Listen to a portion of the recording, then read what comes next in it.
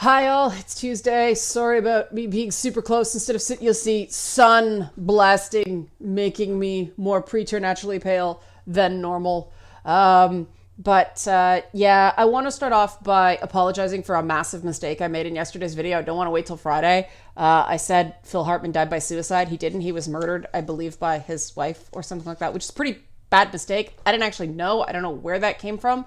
I don't know how I messed that up, but yeah, embarrassing, big mistake. So I wanted to own that right away and apologize to anybody who was offended by it. Some people seem pretty mad.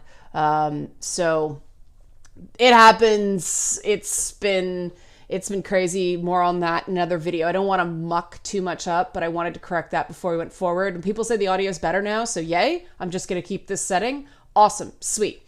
Okay. So, but that's not what I'm talking about today. I want to talk about what's happening with Gab, the Twitter alternative. Well, before that, I always forget. If you like this content, I don't know, this one might get demonetized. It's going to be somewhat unpopular, but if you like this kind of analysis, help support this channel, become a monthly patron, patreon.com/Leanna K. Patrons get the inside scoop on stuff that's going on. This week's going to be a doozy.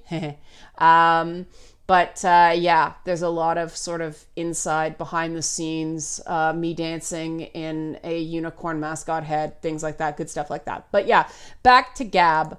I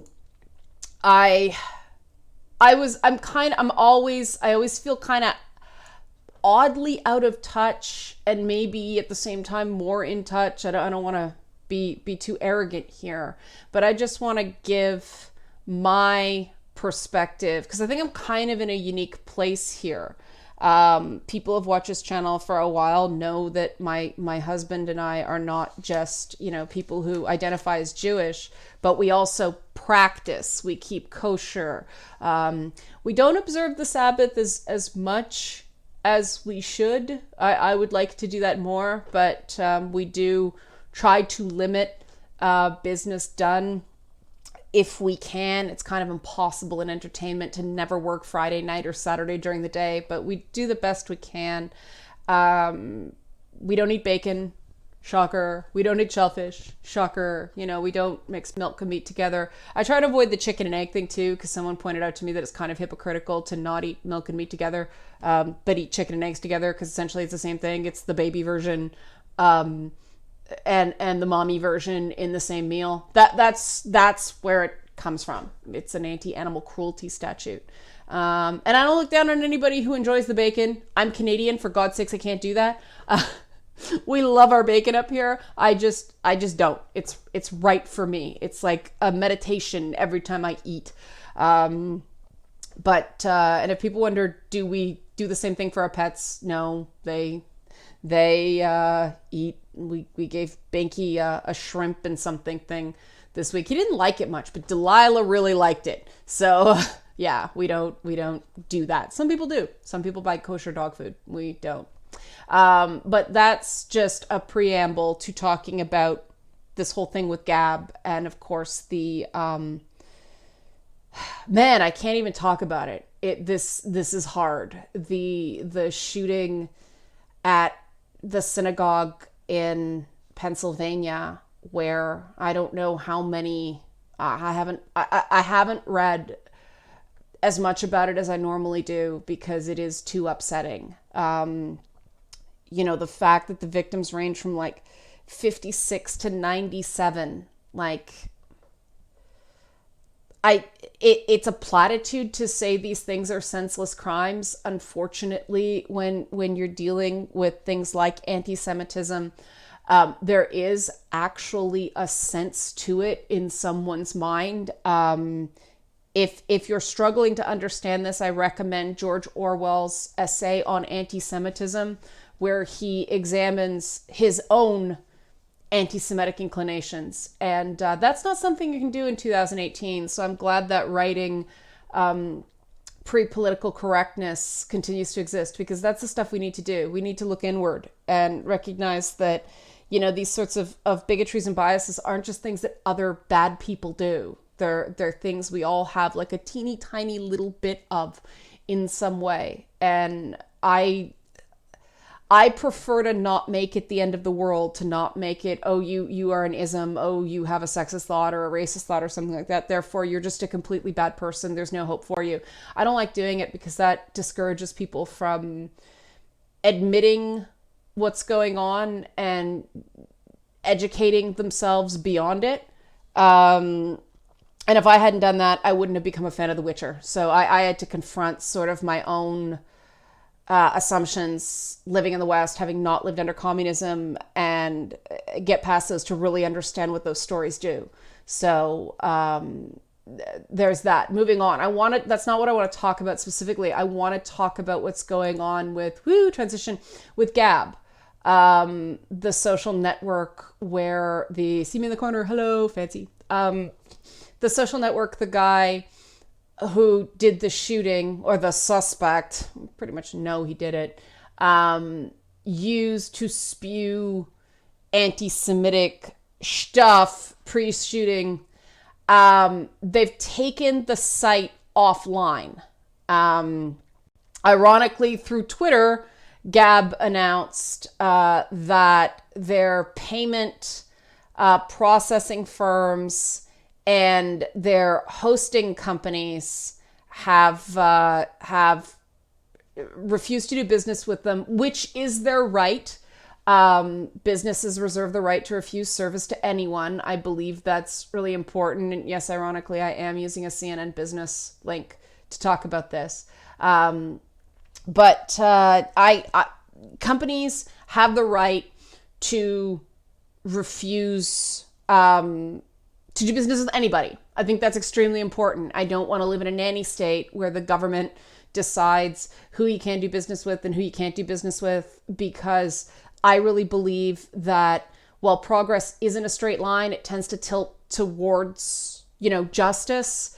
I believe the actual quote for that is the arc of human history. But I really believe that, and I think that if you just allow competition of ideas, the good ideas eventually win out, and the good ideas can't win out until you allow that competition. You can't force people to believe something. You can't force people to grow up and mature. It's the Clockwork Orange paradigm, right? You force somebody, it doesn't really take. If they come to it authentically, that's where you get real change. And I, even though I'm, officially part of the affected group in this hate crime, I really don't agree with, I get why PayPal did it, and I get why GoDaddy did it. It's a political thing. It's a business thing. They don't want other people refusing to deal with them because of this association. But I actually think that services like Gab, and I'll table what I was about to say, but services like Gab actually have a purpose. And if it's understood and used effectively, then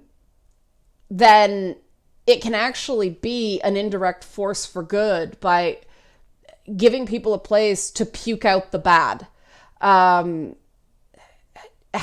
Would I take out an account on Gab and go there and willingly use it? No, because of the stuff that goes on. But Gab, as long as you have an account, you can see what's going on there. And I would think any law enforcement agency out there would think services like this are a gift, not a gift, because it's an easy way to watch people who may have inclinations towards hate crimes. And, even if you can't intervene, even if you can't get them off that path, you can certainly keep an eye on them and act more quickly when they start seriously talking about becoming violent, which this guy, he did. He sort of made a statement that seemed like something was imminent.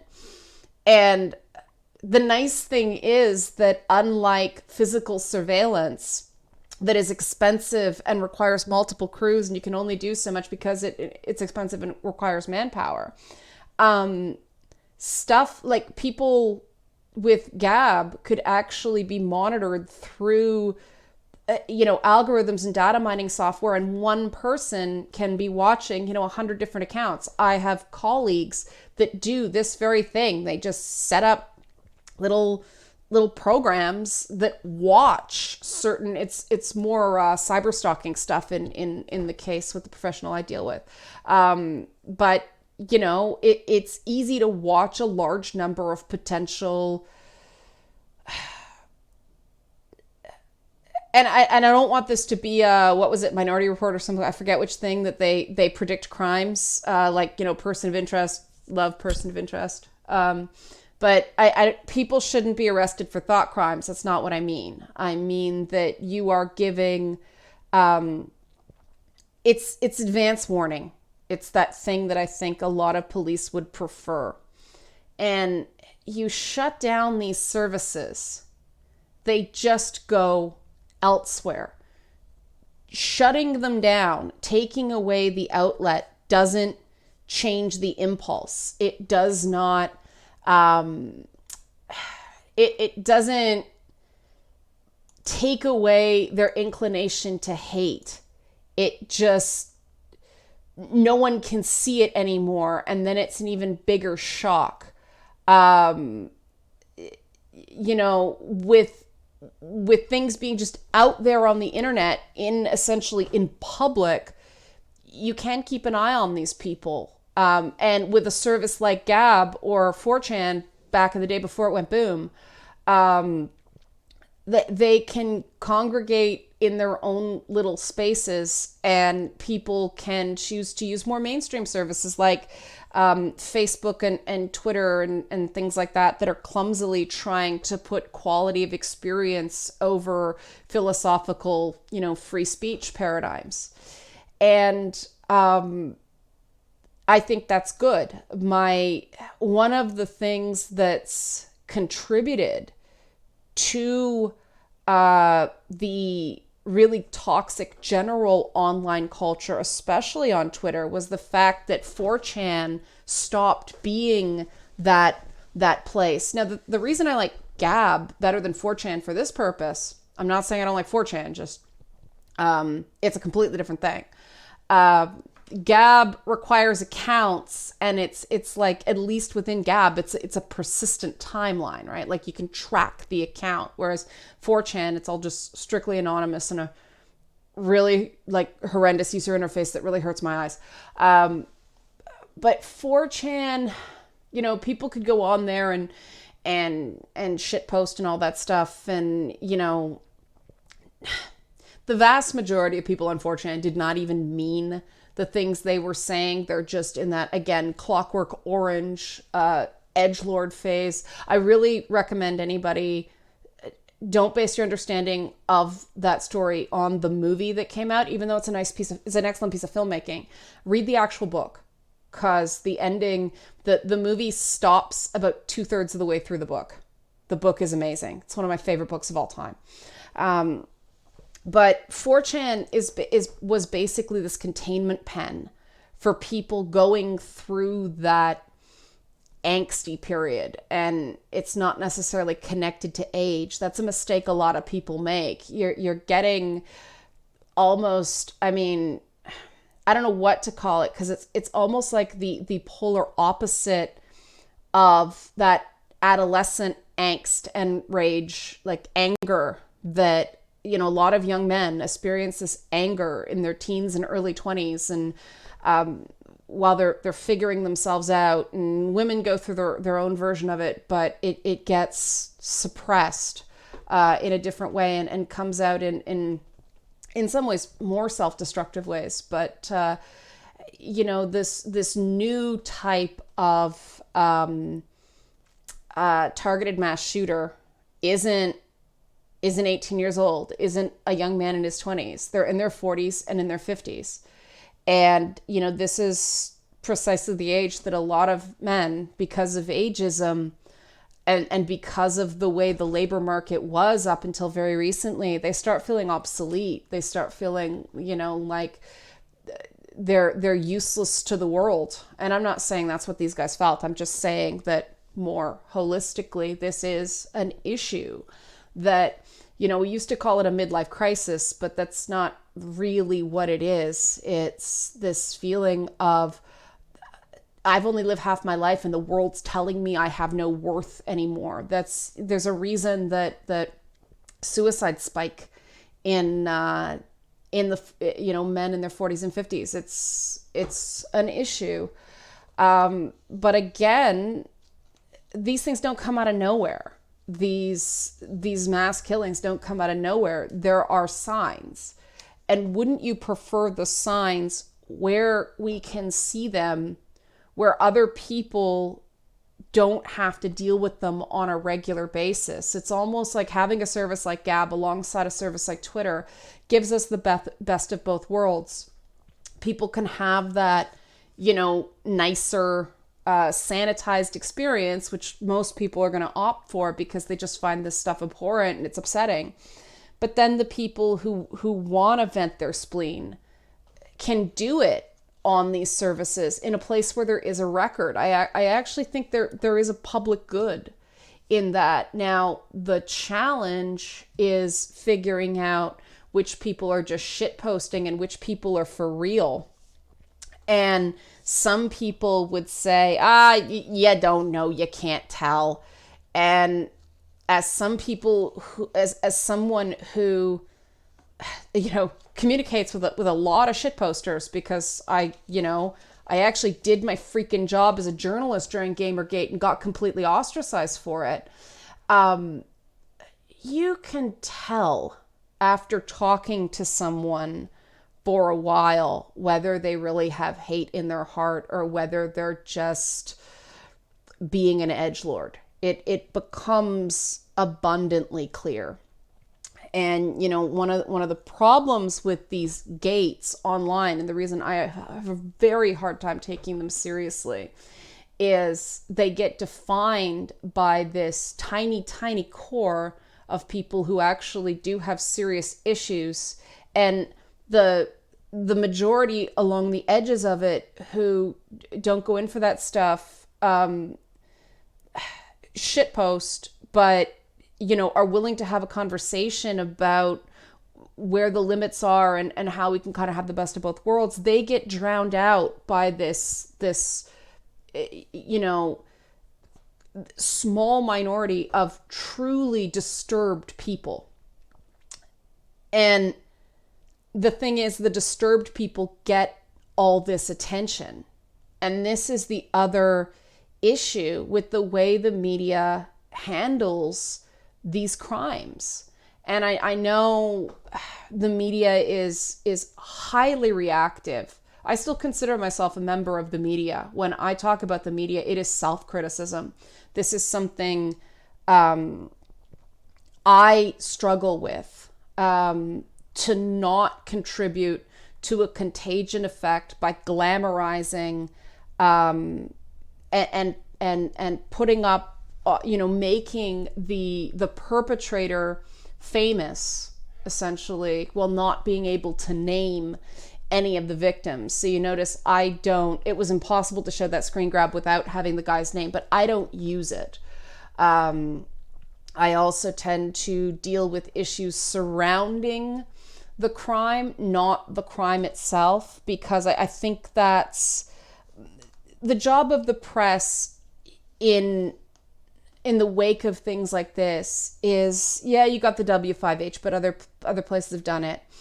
It's to provide a context for people, because it's very, very hard to understand how these things happen and why these things happen. And people really feel a real sense of unfairness and fear when these things happen, because it shatters the idea of safe public spaces. And I've been seeing a lot of stuff in the news right now of, you can't treat these things as something that happens to other people because, first they come for so-and-so and I did nothing. And then they came for so-and-so and the whole thing. Then they came for me and there was no one left to defend me. And the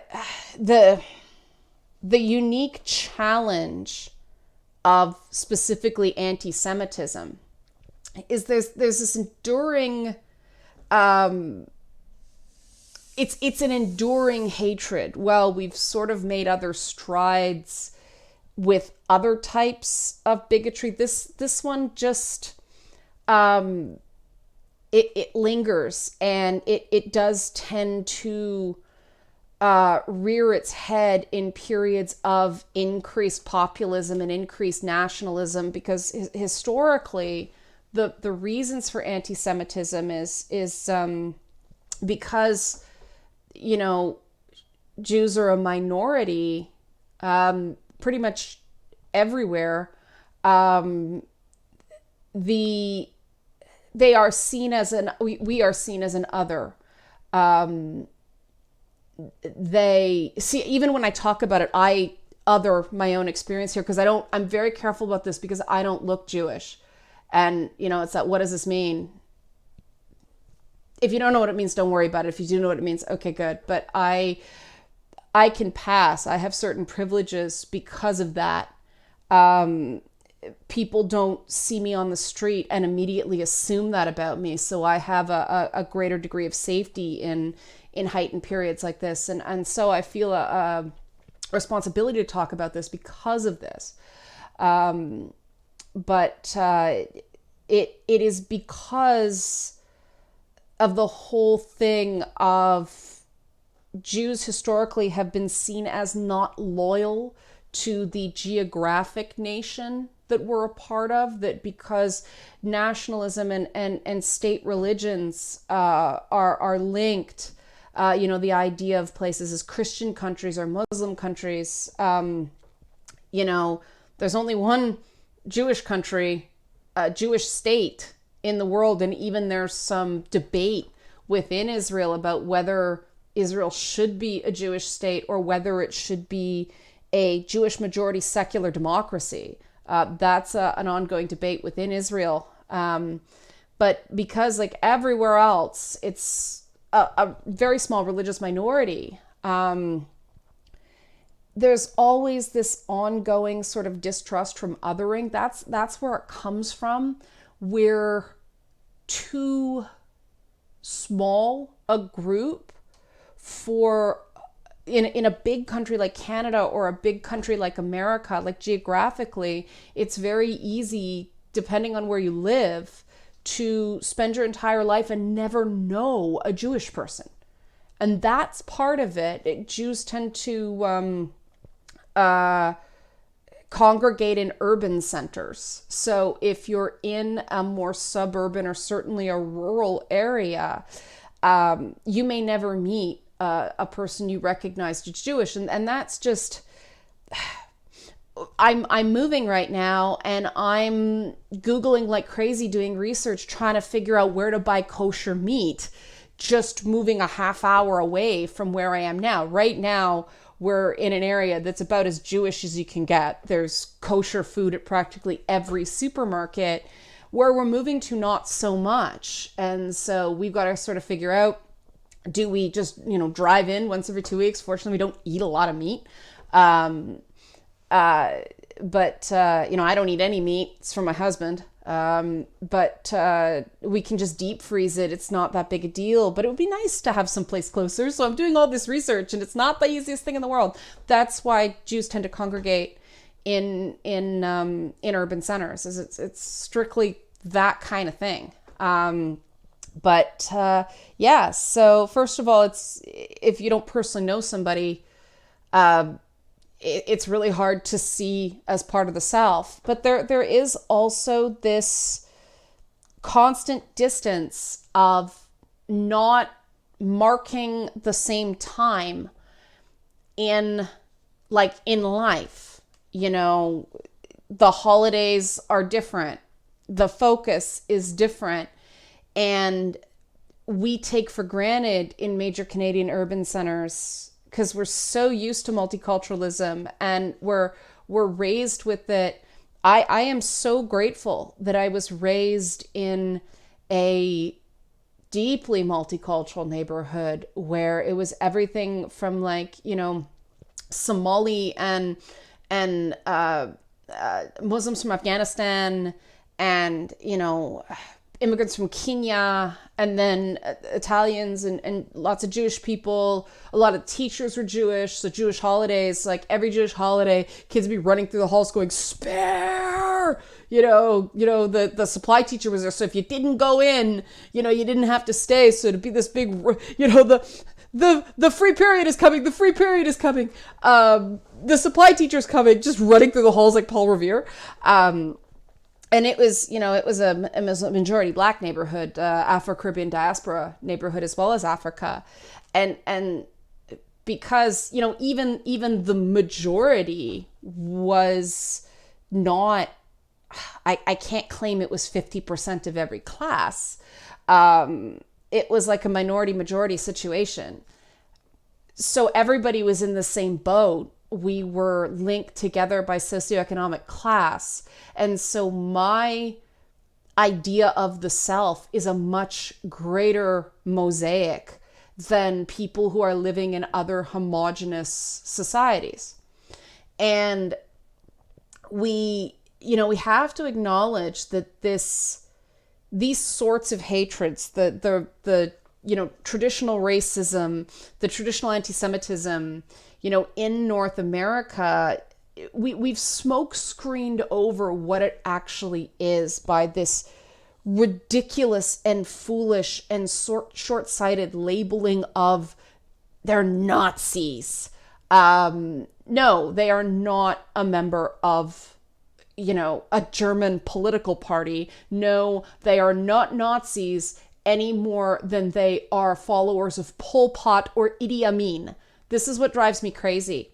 What's going on is, and there are lots of documentaries and lots of research on this, take your pick, but people are finding things like their granddaddy's Klan paraphernalia in attics. They're trying to go back to a time where things seem to mean more than just consumerism and, kitchen renovations and what car you drive and everything like that. It's an odd, they see it as a nobility of purpose at the expense of other people's.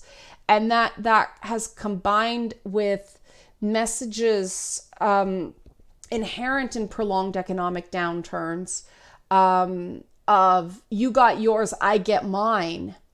And a rise in populism, which tends to go hand in hand with prolonged economic downturns. And, based on all these social markers, we should not be surprised that we are seeing a return to essentially the Mississippi burning days,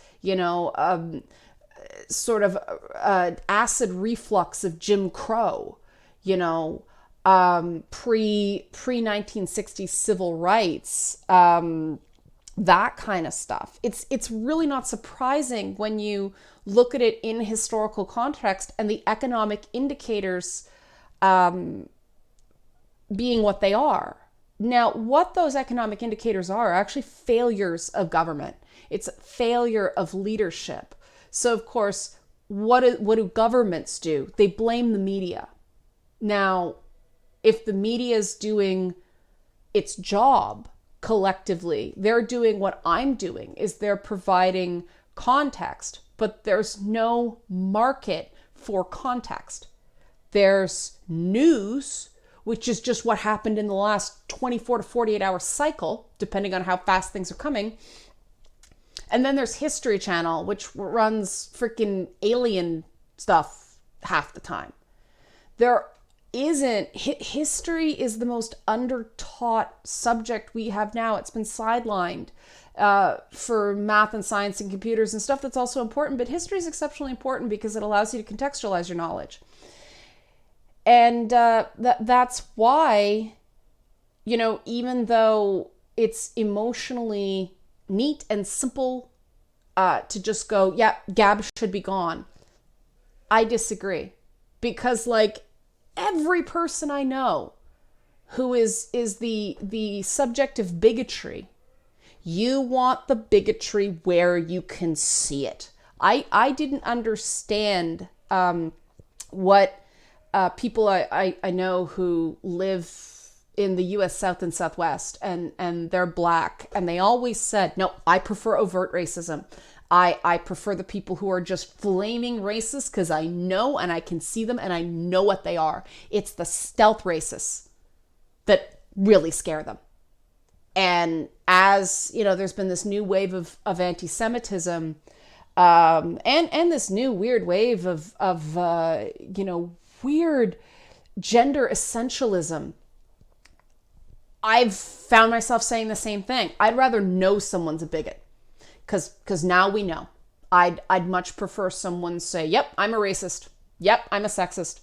Because then they know what I know what they are and they know what I am, and we'll just avoid each other. We are not going to pretend to have very much in common. And maybe like over time you can build something of a working relationship in spite of that. But you got to lay your cards on the table. And these people who are constantly denying, constantly keeping it under the radar, keeping it under the waterline, they're the ones that do insidious stuff that you can't point to anything clearly that meets, beyond reasonable doubt, evidence standards that it was driven by bigotry. But you're pretty sure, it makes sense, it checks out. And I think that's what Gab does. It puts it out in the open where people can see it and law enforcement can track it. And maybe in some way, somehow, someone will be able to challenge those cancerous ideas for even just one person.